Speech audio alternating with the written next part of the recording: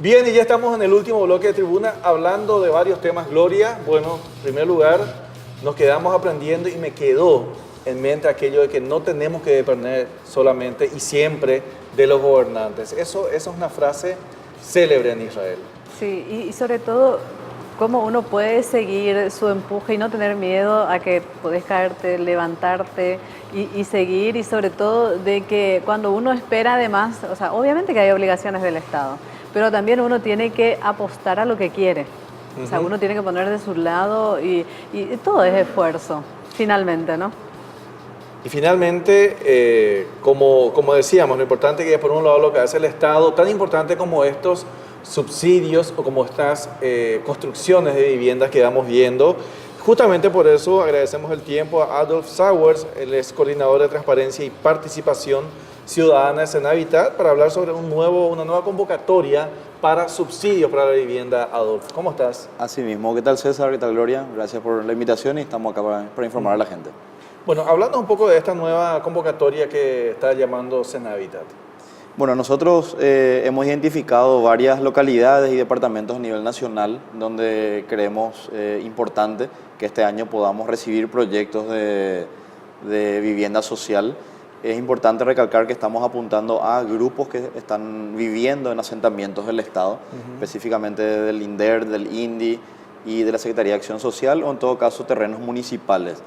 La convocatoria nosotros la habilitamos a partir del lunes 1 de mayo, o sea, martes 2 de mayo en realidad en la práctica, ya que es feriado, hasta el viernes 26 de mayo, donde vamos a estar recibiendo solicitudes de vivienda a través de grupos organizados en los departamentos de Cordillera, de Guairá, departamento de Itapúa, en estos tres departamentos en todo tipo de territorios, SAS, INDER, indígenas, municipal y otros. En el caso del departamento de Amambay, estamos apuntando exclusivamente a comunidades indígenas que están en territorios, ya sea en el INDI o en algunos casos donaciones de particulares a Pero estas tiene que comunidades tener ya indígenas. el territorio... Tiene que tener el territorio a nombre de la comunidad. A nombre de la comunidad. Una propiedad Ahí está. comunitaria que está previsto en nuestra legislación. Eso en el caso del departamento de Amambay, solamente comunidades indígenas. En el caso de 3 distritos del departamento central, que son Luque, Areguá y Capiatá, estaríamos recibiendo proyectos de territorios de la Secretaría de Acción Social. Encontramos que hay muchos asentamientos en estos 3 distritos que todavía no han sido atendidos en términos de vivienda social, entonces queremos apuntar a estos 3 distritos. Y en el caso del distrito de San Japuta, que está en el departamento de Amambay, ahí sí estaríamos recibiendo proyectos de familias que están asentados en diferentes territorios que ya mencioné antes, SAS, INDER o Indio Municipal. ¿Cuántas viviendas pretenden construir? O sea, ¿hay una estadística aproximada? Me imagino dependiendo de la capacidad presupuestaria que tienen, ¿no? Ya, nosotros tenemos un presupuesto para el año 2017 para financiar 10.000 viviendas, es nuestra meta de este año en términos presupuestarios. Nosotros lo que hacemos en esta convocatoria es recibir proyectos que no necesariamente son ejecutados en el 2017, pueden ser con presupuesto plurianual o ejecutarse en los siguientes años. Lo que nosotros hacemos con esto es conocer la demanda, tenerlo ya organizado, toda la documentación, y que nos permite esto ir planificando este y los siguientes años a dónde estaríamos llegando. Nosotros ya contamos con un banco importante de proyectos de otros departamentos y distritos, pero encontramos que en estas regiones no estábamos teniendo suficientes proyectos, pero y partiendo del análisis de que sí hay una gran necesidad en estos lugares. Hasta ahora no hay ejemplo, por ejemplo, supongamos que yo tengo un terreno en Asunción y somos 40 familias que queremos un edificio. Ese tipo de modelos todavía no tienen, ¿verdad?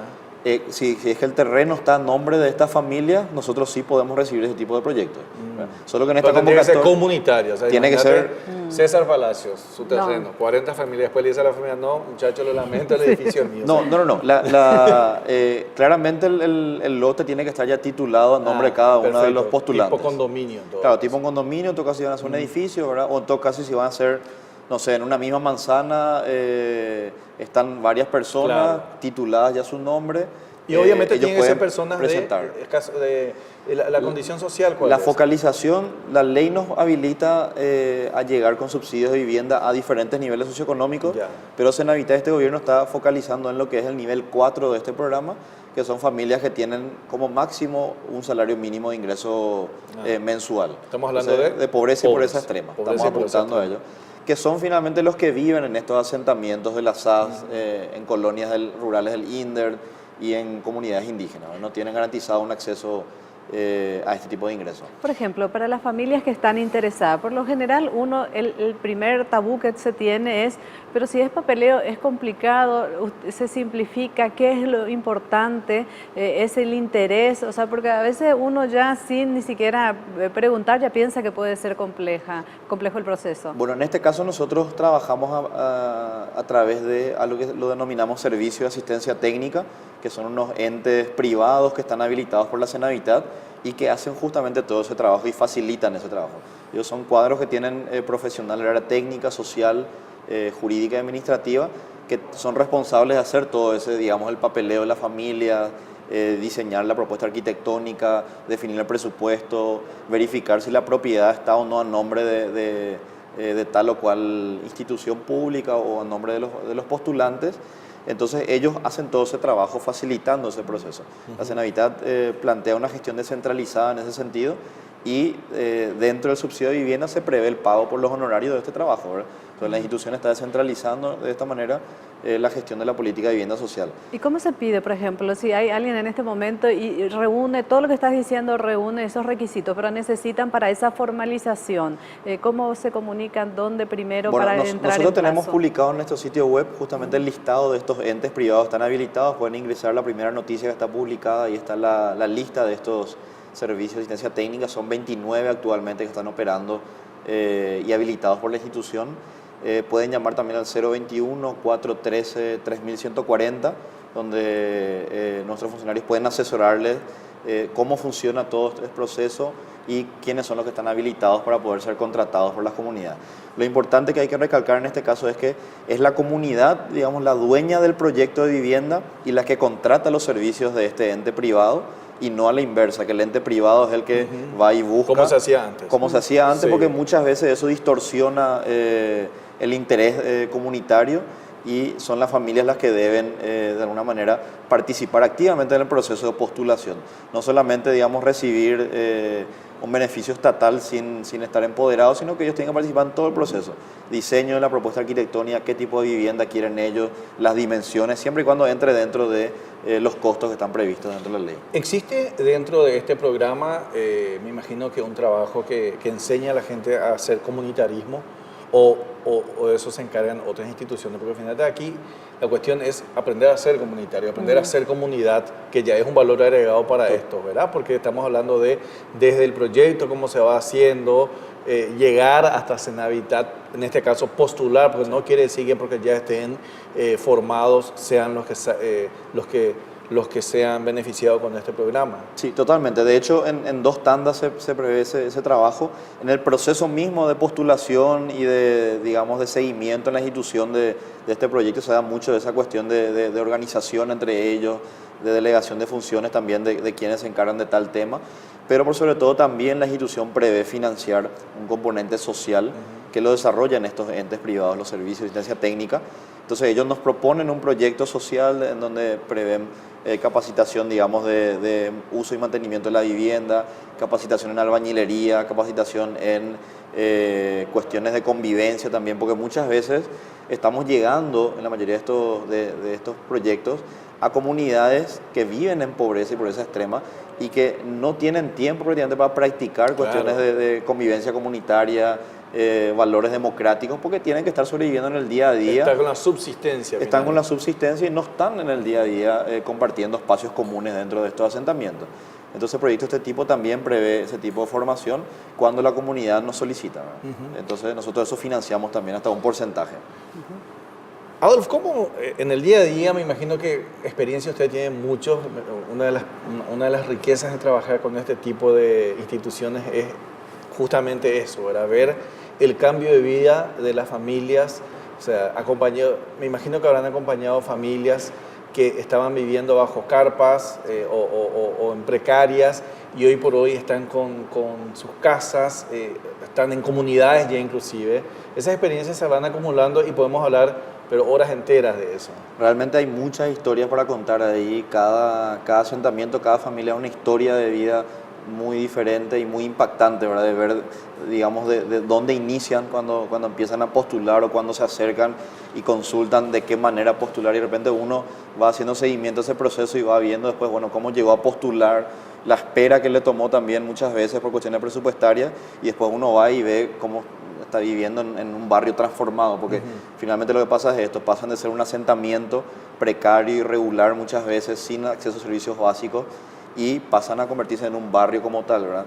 En algunos de los programas que tiene la Senavita, incluso previendo con empedrados internos, veredas, pequeñas murallas, algún parque, una plaza. Entonces es impactante y es satisfactorio ver, digamos, la transformación interna de la familia, pero también de la comunidad, y una convivencia mucho más fuerte en estos casos. Inclusive eso supongo que genera el tema de autoestima e inclusive impulsar a la familia a otras cosas más, a estudiar, los hijos, y mejoran no solamente esa calidad de vida, sino una proyección. Claro, y de hecho la política de la vivienda es central en la transformación de la vida de muchas familias a nivel nacional, y que les permite de alguna manera también un paso más en esa cuestión de superar la pobreza extrema, ¿verdad? La vivienda de alguna manera los arraiga a un territorio que les permite también darle un techo digno a la familia. Los hijos ya están preocupados también en otras cosas, pueden estudiar ya tranquilamente, tienen bajo techo, pueden tener sus útiles y demás. Entonces,